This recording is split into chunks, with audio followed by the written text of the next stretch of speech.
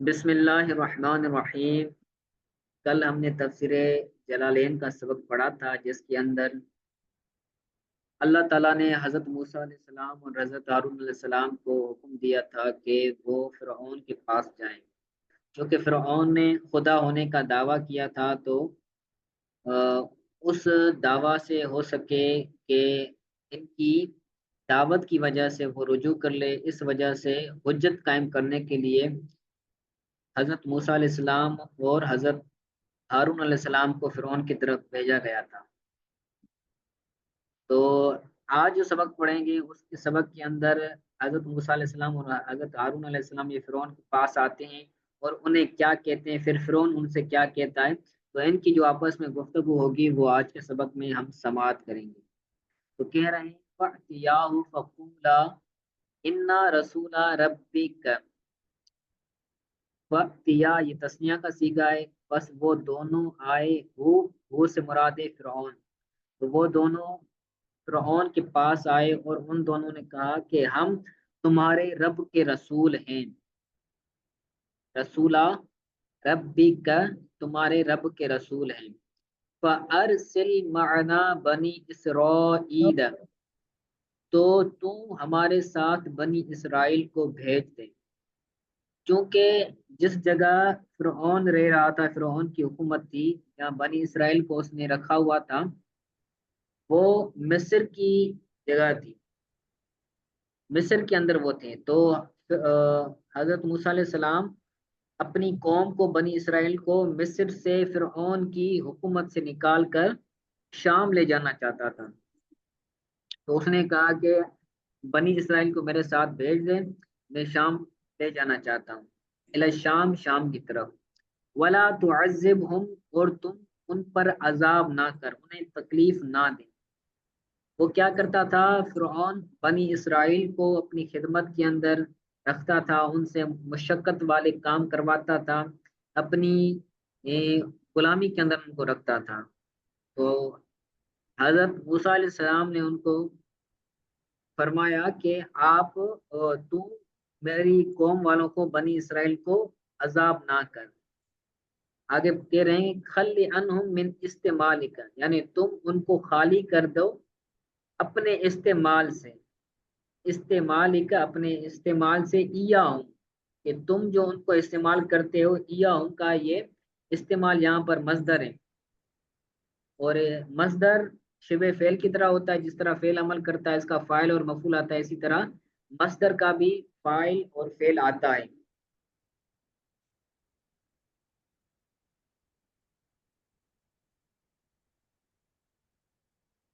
تو یہاں پر یہ جو ایاہم ہے، یہ استعمال کا مفعول ثانی ہے، پہلا مفعول ہے کاف، تو استعمال یہاں پر مصدر ہے اور اس کا مفعول بھی ہے ایاہم، اور کاف یہاں پر لفظاً مجرور ہے، لیکن مانن یہ فاعل بن رہا ہے استعمال کا، کہ تمہارا استعمال کرنا ان کو فی اشغال کشاقت، تمہارا ان کو اپنی مشقت والی مشغلوں میں استعمال کرنا۔ تو تم جو ان کو اپنی مشقت والے مشغلوں میں استعمال کرتا ہے، تو اس استعمال ہونے سے، اس استعمال سے میری قوم والوں کو، بنی اسرائیل کو کیا کر دے، خالی کر دے، ان کو آزاد کر دے۔ وہ مشقتیں کون کون سی تھی، کل حفر، جیسے کنواں کھودنا، والبناء اور دیواریں بنانا، جگہ بنانا، والحمل الثقیل اور بھاری پتھروں کو اٹھانا۔ یہ مشقت والے کام ہیں جو فرعون بنی اسرائیل کے لوگوں سے کرواتا تھا۔ آگے حضرت موسیٰ علیہ السلام کا کلام ہے کہ قد جئناک بآیۃ من ربک، ملا کر پڑھیں گے بآیۃ من ربک، تحقیق ہم آئے ہیں تیرے پاس اپنے رب کی طرف سے واضح نشانیاں لے کر، یا ہم تمہارے پاس تمہارے رب کی طرف سے نشانیوں کے ساتھ آئے ہیں۔ تو آیات جو ہوتی ہیں وہ آیات نشانیوں کے لیے بھی استعمال ہوتا ہے، اور آیات یہ دلیل کے لیے بھی استعمال ہوتا ہے۔ تو یہاں پر حجت نکال کر بتایا کہ یہاں پر آیت سے مراد نشانی نہیں ہے، بلکہ یہاں پر مراد دلیل ہے، معجزہ ہے۔ وہ دلیل کس لیے تھی؟ علی صدق پر رسالت، ہمارا رسالت کے ساتھ سچے ہونے پر دلیل ہے کہ ہم بے شک سچے رسول ہیں۔ والسلام علی من اتبع الہدا، سلامتی ہو اس شخص پر جس نے ہدایت کی اتباع کی، یعنی السلامت لہو من العذاب، اس کے لیے عذاب سے سلامتی ہو جس نے ہدایت کی اتباع کی ہے۔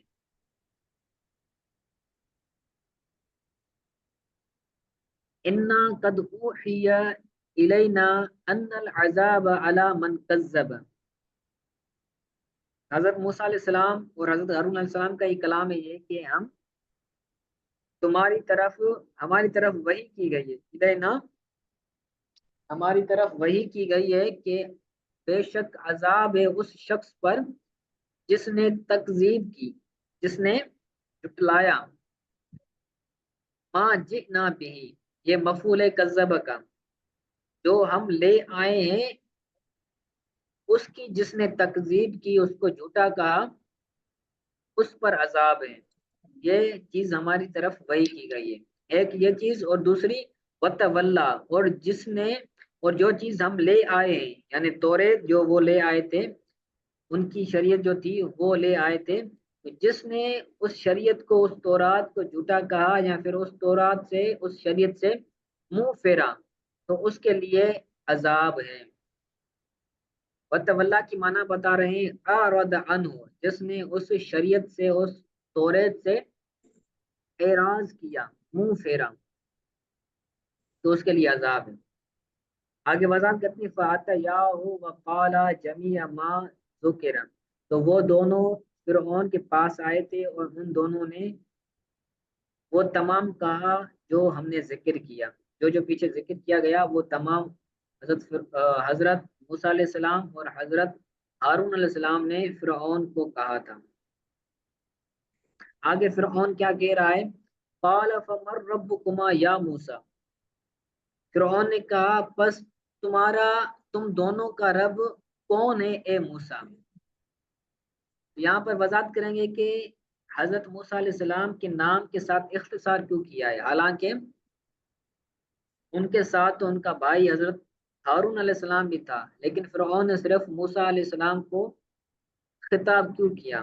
کہہ رہے ہیں کہ اختصر علیہ لأنہ الاصل، فرعون نے حضرت موسیٰ علیہ السلام پر ہی اختصار کیا کیونکہ وہ اصل ہیں، اصل نبی جو تھے وہ حضرت موسیٰ علیہ السلام تھے، جو حضرت ہارون علیہ السلام تھے وہ ان کے مددگار تھے، ان کے ہیلپر تھے، ٹھیک ہے، اس وجہ سے حضرت موسیٰ علیہ السلام کا نام ذکر کیا۔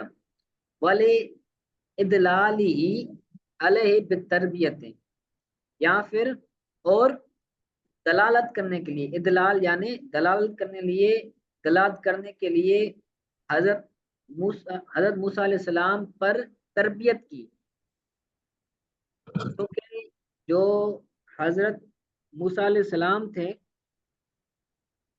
وہ چھوٹی عمر کے اندر فرعون کے محل کے اندر پلے بڑے تھے، اس وجہ سے انہوں نے حضرت موسیٰ علیہ السلام کے نام پر اختصار کیا، ٹھیک ہے۔ جی استاد صاحب۔ آگے حضرت موسیٰ علیہ السلام نے فرعون کو جواب دیا کہ قال ربنا الذی اعطى كل شیء خلقہ، کہ ہمارا رب وہ ہے جس نے عطا کیا ہر چیز اپنی مخلوق کو، عطا کل شیء، عطا فعل ہے، کل شیء یہ اس کا پہلا مفعول ہے، خلقہ یہ اس کا دوسرا مفعول ہے، کہ ہمارا رب وہ ہے جس نے عطا کی ہر چیز اپنی مخلوق کو، اپنی خلق کو، من الخلق، خلق سے اپنی مخلوق کو ہر چیز عطا کی، وہ کیا کیا چیز تھی وہ آگے بتا رہے ہیں۔ الذی ہوا علیہ یعنی مخلوق جس چیز پر تھی وہ اللہ تعالیٰ نے ان کو عطا کیا. متمیز بھی عن غیری اللہ تعالیٰ نے ان کو ممتاز کیا اپنی خلق کو ممتاز کیا غیر کے ساتھ. آگے کہہ رہے ہیں ثم ہدا پھر اللہ تعالیٰ نے ہدایت دی جس نے عطا بھی کیا اور جس نے ہدایت بھی کی. کس کو ہدایت کی؟ ہدایت دی الحیوان حیوان کو دی. من ہو اللہ تعالیٰ کی مخلوق کو بہت ساری ہے نا پرندے ہیں بہت بہت ساری مخلوقات ہیں لیکن ان میں سے حیوان بھی اللہ تعالیٰ کی مخلوقات ہیں. تو حیوان کو دوسری خلق سے جدا کیا اور ان کو ہدایت دی. کس کی طرف ہدایت دی؟ الی مطعمی کھانے کی طرف و مشرب ہی اور پینے کی طرف و من کا ہی اور نکاح کرنے کی طرف و غیر ذالک اور اس کے علاوہ دوسری چیزوں کی طرف اللہ تعالیٰ نے ان کی رہنمائی کی ان کو ہدایت دی.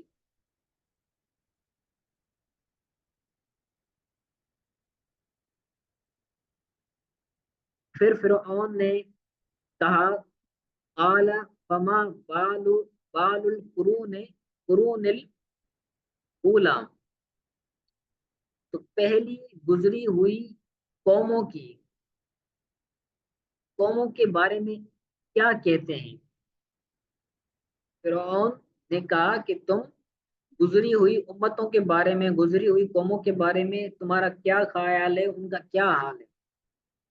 کالا کے بعد فرعون نکالا کالا کا فائل نکالا بالت کی معنی نکالی حال کہ آپ بتائیں کہ ان قوم والوں کا حال کیا تھا. القرون کا معنی بتایا الامم اولا یعنی جو گزر گئی ہے. کا قوم نوح جیسے نوح علیہ السلام کی قوم و ہود اور حضرت ہود علیہ السلام کی قوم و لوط و صالح فی عبادتہم الاوثان حضرت لوط علیہ السلام کی قوم حضرت صالح علیہ السلام کی قوم ان کا کیا حال تھا بتوں کی عبادت کرنے میں. عبادت الاوثان عبادت یہاں پر بھی مصدر ہے اور اس کا پہلا اور ہم ضمیر اس کا مفعول ہے اور مضاف الیہ ہے اور اوثان اس کا مفعول ثانی ہے یعنی ان کا عبادت کرنا بلکہ ہم ضمیر یہاں پر فاعل بنے گا عبادت مصدر کا کہ ان کا بتوں کی عبادت کرنے کے بارے میں کیا حال ہے آپ کا کیا خیال ہے. تو حضرت موسیٰ علیہ السلام نے کہا قال علمها عند ربی فی کتاب کہ اس کا علم میرے رب کے پاس کتاب میں. تو قال کا فاعل نکالا قال کا فاعل ہے حضرت موسیٰ علیہ السلام. علم حالہم محفوظ یعنی ان کے حال کا علم محفوظ ہے. کہاں محفوظ ہے؟ میرے رب کے پاس کتاب میں. کتاب سے مراد یہاں پر لوح محفوظ ہے. واللوح المحفوظ یجازیہم علیہا یوم القیامت کتاب سے مراد لوح محفوظ ہے ان کو جزا دی جائے گی ان کے حال پر قیامت والے دن. یجازیہم علیہا یوم القیامت ان کو جزا دی جائے گی اس حال پر قیامت والے دن کہ جو عبادت کرتے تھے وہ بتوں کی تو ان کو جزا دی جائے گی قیامت والے دن. لا یضل ربی ولا ینسا میرا رب یا دل کا معنی تو ویسے ہوتا ہے گمراہ ہونا لیکن یہاں پر یہ نہیں کر سکتے. اس کی معنی بتائیں یغیب غائب ہونا. ٹھیک ہے میرا رب غائب نہیں ہوتا چھپتا نہیں ہے یا پھر اس کا فاعل ہوگا کوئی اور چیز چھپتی نہیں ہے میرے رب سے ان شیء ولا ینسا ربی شیئا اور نہ ہی میرا رب کوئی چیز بھولتا ہے.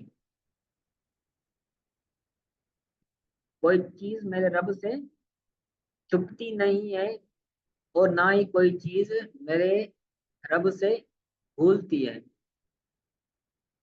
تو اتنا آج کے لیے سبق کافی ہے، اس کو اچھی طرح سے یاد کیجیے گا، اگر کوئی چیز سمجھ نہیں آئے تو وہ پوچھ